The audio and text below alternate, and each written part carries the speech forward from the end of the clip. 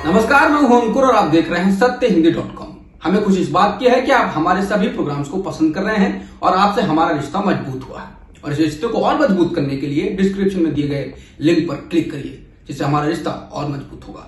आइए अब एक नजर डाल लेते हैं अब तक की सुर्खियों पर। संसद के मानसून सत्र में सरकार को लगातार अपनी सियासी कदमताल से हिलाने वाले विपक्षी दलों ने गुरुवार को विजय चौक से संसद तक पैदल मार्च निकाला है। मार्च में कांग्रेस सांसद राहुल गांधी, आरजेडी सांसद मनोज झा सहित 15 दलों के नेता शामिल रहे। पैदल मार्च से पहले विपक्षी दलों के सांसदों ने बैठक भी की। इसके बाद हुई प्रेस कॉन्फ्रेंस में राहुल गांधी ने कहा कि जनता की आवाज को दबाया जा रहा है। राहुल ने एक बार फिर पेगासस जासूसी मामले को उठाया और कहा कि लोगों के फोन में पेगासस स्पाईवेयर है और प्रधानमंत्री देश को बेच रहे हैं। उन्होंने कहा कि राज्यसभा में पहली बार सांसदों की पिटाई की गई है।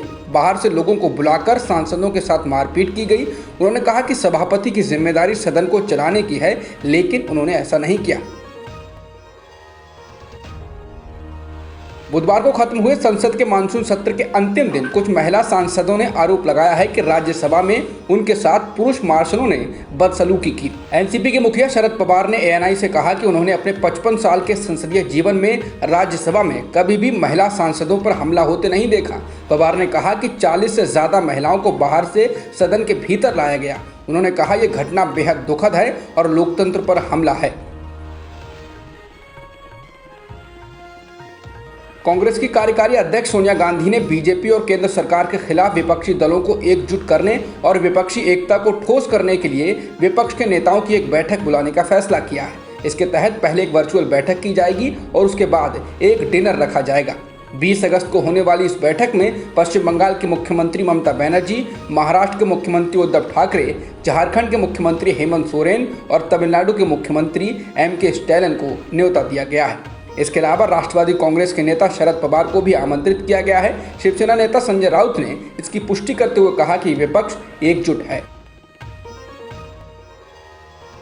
कांग्रेस ने गुरुवार को कहा है कि उसके ऑफिशियल ट्विटर हैंडल को लॉक कर दिया गया है। पार्टी ने अपने इंस्टाग्राम पेज पर इस बात की जानकारी दी है। पार्टी ने कहा है कि वह न्याय की लड़ाई लड़ती रहेगी। इसको लेकर कांग्रेस सरकार पर हमलावर हो गई है तो सोशल मीडिया पर आम लोग भी सवाल उठा रहे हैं। कांग्रेस के पूर्व अध्यक्ष राहुल गांधी का ट्विटर हैंडल लॉक होने के बाद बुधवार रात को 5 बड़े नेताओं के हैंडल भी लॉक कर दिए गए हैं। बीते शनिवार से राहुल का ट्विटर हैंडल लॉक होने के मुद्दे को पार्टी लगातार उठा रही है। जिन 5 बड़े नेताओं के ट्विटर हैंडल लॉक किए जाने की बात पार्टी की ओर से कही गई है, उनमें मीडिया विभाग के प्रभारी रणदीप सुरजेवाला, राष्ट्रीय महासचिव अजय माकन, लोकसभा में पार्टी के विप मणिकम टैगोर, पूर्व केंद्रीय मंत्री भंवर जितेंद्र सिंह और महिला कांग्रेस के अध्यक्ष सुष्मिता देव का नाम शामिल है। कांग्रेस नेताओं ने आरोप लगाया है कि ऐसा केंद्र सरकार के दबाव में किया जा रहा है। ट्विटर द्वारा कांग्रेस के अकाउंट को लॉक किए जाने को लेकर कांग्रेस के सोशल मीडिया प्रमुख रोहन गुप्ता का कहना है कि पार्टी अकाउंट के अलावा उनके नेताओं और कार्यकर्ताओं के लगभग 5000 खातों को ट्विटर ने ब्लॉक कर दिया है। कांग्रेस के सोशल मीडिया प्रमुख ने आरोप लगाया है कि ट्विटर केंद्र सरकार के दबाव में आकर कांग्रेस नेताओं के खिलाफ कदम उठा रहा है। उन्होंने कहा कि ट्विटर ने कांग्रेस पर कार्रवाई की, लेकिन राष्ट्रीय अनुसूचित जाति आयोग के अकाउंटों पर कुछ दिन पहले शेयर की गई उन्हीं तस्वीरों को नहीं हटाया है। बीजेपी हाईकमान तमाम कोशिशों के बाद भी कर्नाटक में राजनीतिक संकट को नहीं सुलझा पाया है। कुछ दिन पहले ही मुख्यमंत्री बनाए गए बसवराज बोम्मई को 2 मंत्रियों की नाराजगी का सामना करना पड़ रहा है। चर्चा यहाँ तक है कि एक मंत्री अपने पद से इस्तीफा दे सकते हैं। नाराज मंत्रियों में आनंद सिंह और एमटीबी नागराज का नाम शामिल है। आनंद सिंह को जो विभाग मिले हैं उनसे वो नाखुश बताए जा रहे हैं। बड़े व्यवसायी आनंद सिंह पर अवैध खनन के आरोप लग चुके हैं। आनंद सिंह को पर्यटन सहित कुछ और मंत्रालय दिए गए थे, लेकिन वह ऊर्जा मंत्रालय चाहते थे। ऊर्जा मंत्रालय संघ से जुड़े सुनील कुमार करकाला को दिया गया है। आनंद सिंह 2019 में कांग्रेस जेडीएस की सरकार से बगावत कर बीजेपी में आए थे। इसरो का EOS-03 उपग्रहण का प्रक्षेपण विफल हो गया है। इंजन में खराबी के कारण मिशन पूरा नहीं किया जा सका। इसरो ने श्री हरिकोटा स्थित सतीश धवन अंतरिक्ष केंद्र से गुरुवार सुबह 5:43 पर GSLV F10 के जरिए धरती पर निगरानी रखने वाले उपग्रह EOS-03 का प्रक्षेपण शुरू किया था, लेकिन तीसरे चरण में इंजन में खराबी के कारण इसका मिशन फेल हो गया। भारत में एक दिन में 41,000 से अधिक कोरोना संक्रमण के नए मामले दर्ज किए गए हैं और 490 लोगों की मौत हुई है। जिसके साथ ही देश में कोरोना की वजह से मरने वालों का कुल सरकारी आंकड़ा 4,29,000 के पार पहुंच गया है। वहीं देश में अब रिकवरी रेट 97.45% है और कुल वैक्सीनेशन 52 करोड़ से ज़्यादा हो चुका है।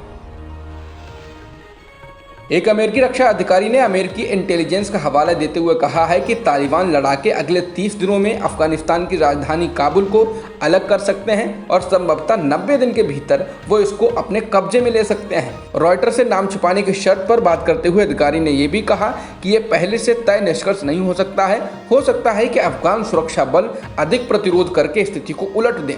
बता दें, यूरोपीय संघ के एक वरिष्ठ अधिकारी के अनुसार तालिबान ने अब तक अफगानिस्तान के 65% हिस्से पर कब्जा कर लिया है और 11 प्रांतीय राजधानियों को लेने की धमकी दे रहा है। तालिबान ने इस बात से इनकार किया है कि उन्होंने नागरिकों को निशाना बनाया है। तालिबान ने ऐसा करने से इनकार करने के साथ ही इसको लेकर एक स्वतंत्र जांच की भी मांग की है। इसके साथ ही तालिबान ने अफगान नागरिकों को आश्वस्त किया है कि किसी भी घर या परिवार को उनकी ओर से किसी भी खतरे का सामना नहीं करना पड़ेगा। तालिबान ने संयुक्त राष्ट्र के उस दावे के बाद ये बयान जारी किया है जिसमें कहा गया है कि पिछले महीने में 1000 से अधिक नागरिक मारे गए हैं और रेड क्रॉस ने कहा था कि 1 अगस्त से लगभग 4042 घायल लोगों का इलाज किया गया है। अब तक की खबरों में इतना ही। बाकी खबरों के लिए बने रहिए सत्यहिंदी.com के साथ। सत्य हिंदी का ऐप डाउनलोड करें गूगल प्ले स्टोर पर।